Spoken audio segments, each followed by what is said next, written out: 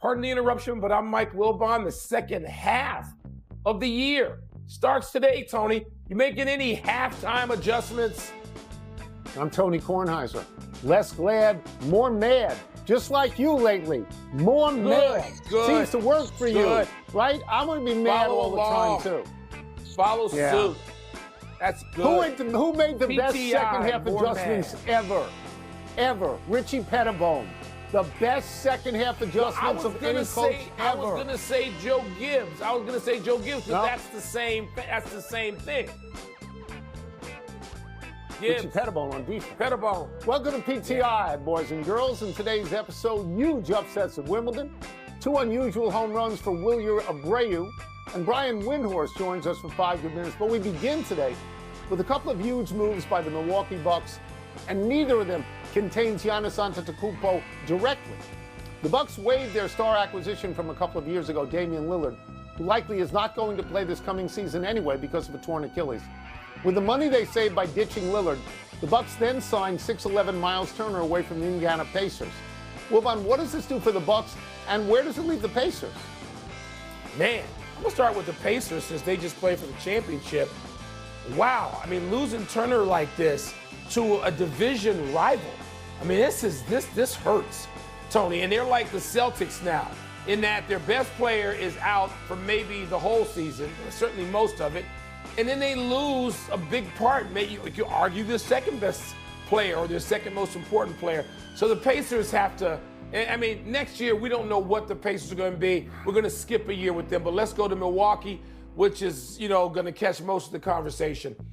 Chris Haynes, who's reporting for Turner and NBA TV and who talks to Giannis directly, is reporting today, like right now, that Giannis is less than thrilled about this. Now, we don't know if that means that specifically Giannis is less than thrilled about losing Dame Lillard, or he just doesn't think that this is enough to keep him in contention.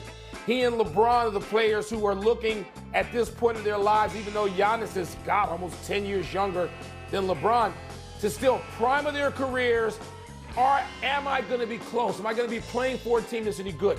Here's what Milwaukee's lost since Giannis won the championship in 21. Drew Holiday, gone. Brook Lopez, as of yesterday, gone. Chris Middleton, gone.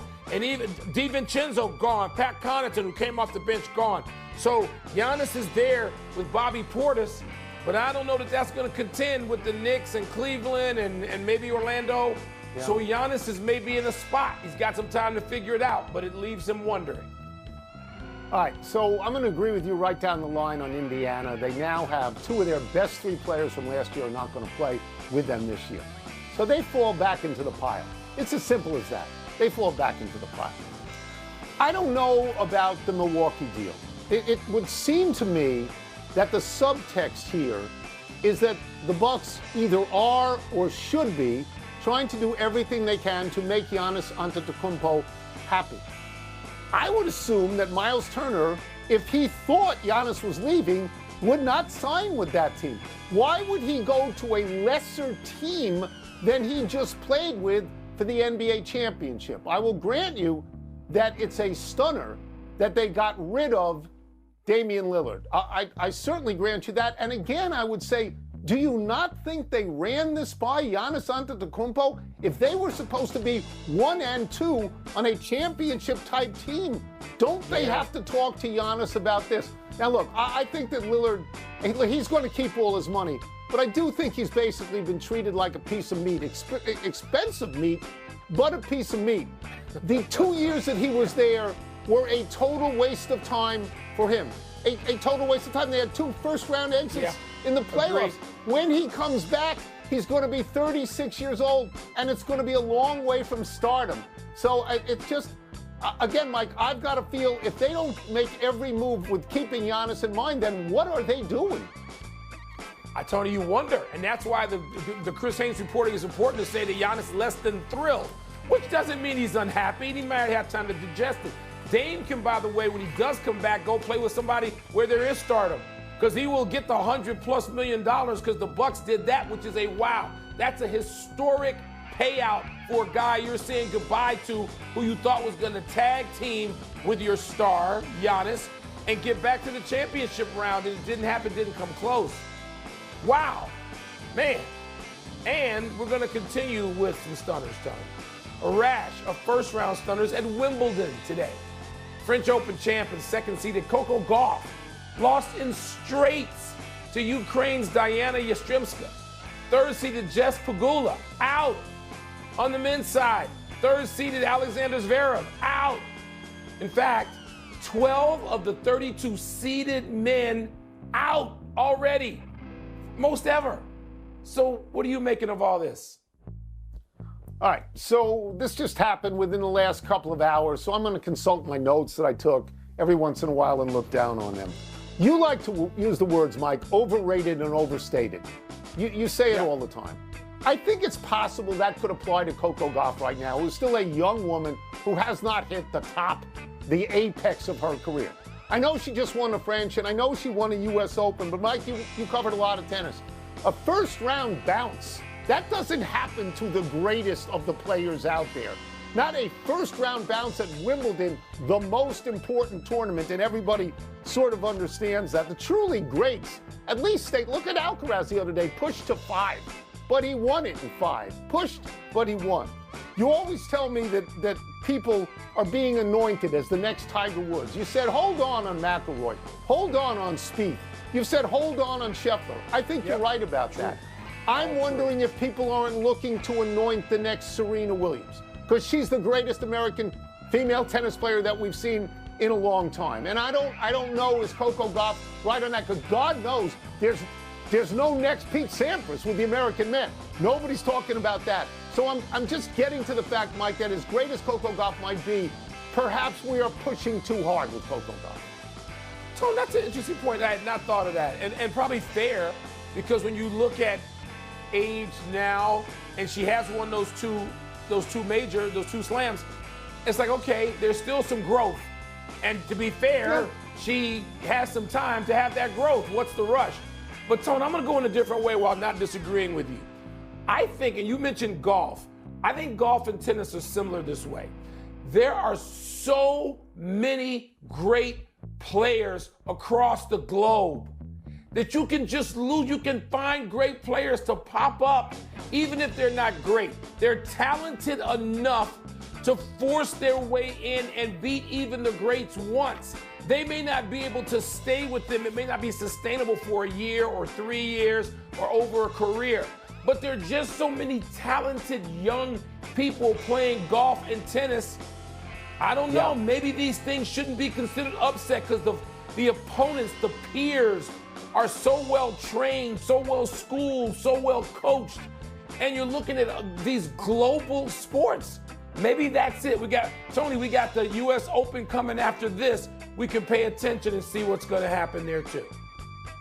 And often we haven't heard of the really young ones. Like the kid who won the golf the other day, Pot Peter. Good point. Great point. The kid in South Africa. 20-year-old kid won a PGA tournament. Let's go to baseball. Red Sox right fielder Wilyer Abreu became the first player since Roger Maris in 1958 to hit both a grand slam and an inside-the-park home run in the same game. The Red Sox won 13-6, by the way, which is a big deal in Boston because the Red Sox are under 500. Wilbon, which is the bigger deal here, the grand slam or the inside-the-park home run? Well, the inside-the-park home run is the greater curiosity. And now you see so many grand slams. I remember growing up as a kid where people talked about, Gehrig, had a certain number of grand slams. I want to say 24, but that's probably wrong. But like if you had 6 or 7 grand slams, it was a big deal. Now there's it seems like everybody's got at least a dozen. So the inside the park home run is a curiosity. And it's because ballparks are pretty much symmetrical. Yeah, you got some places out there with a curious center field, like in Houston, where you had to go up a ramp for a few years and some weird stuff like that. But ballparks are now, you don't look at them and go, wow, there's no 440-foot center field like whatever it was. Was that Ebbets? You would know better than me. That had these huge polo grounds. Okay, you don't have that. Yeah. So if you get an inside the park home run, you got to have a ball in carom in a way that allows you to get around the bases, unless you're Carl Lewis. So I'm going to say the inside the park home run.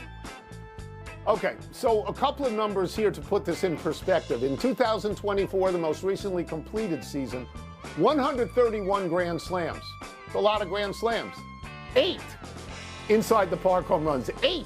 So one is a lot more common than the other. Yeah. In the context of a baseball game, a Grand Slam is a bigger deal because it's 4 runs.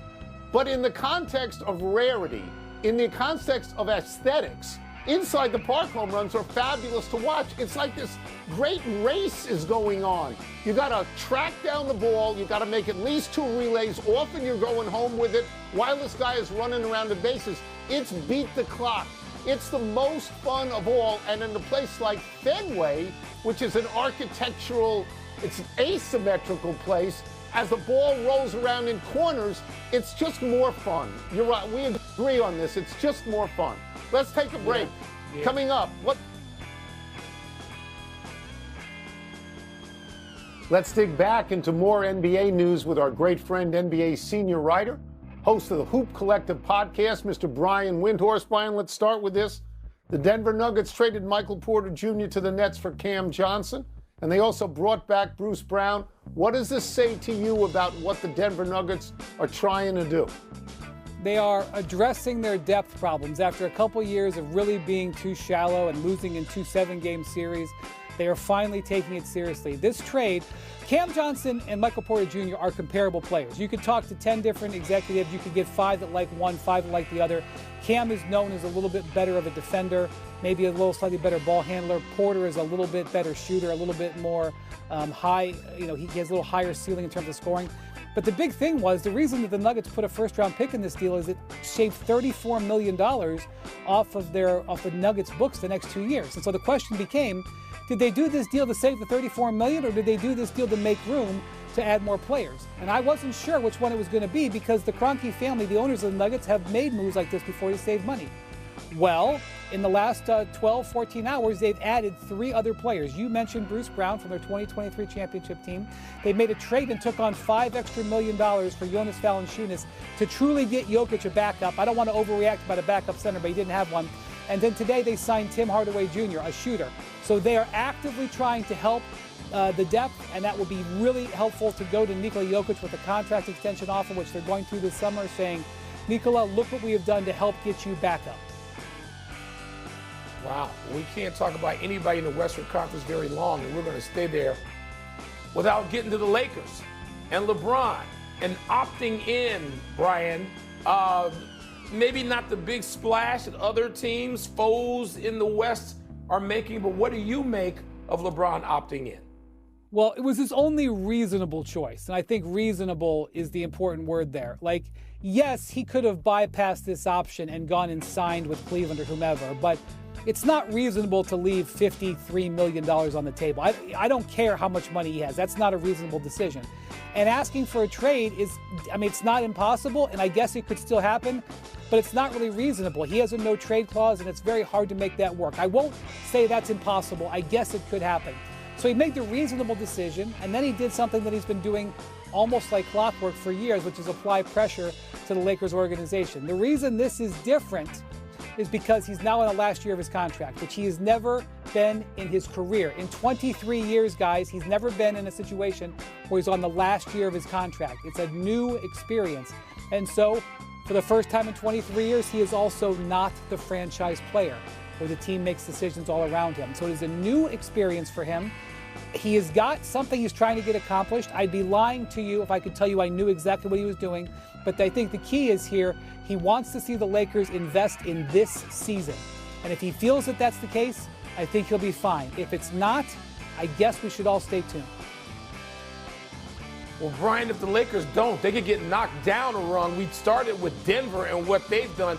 How about San Antonio, Dallas, and Houston, and the arms race they seem to be in? That's part of this whole context in the West. What do you make of what's happening in Texas?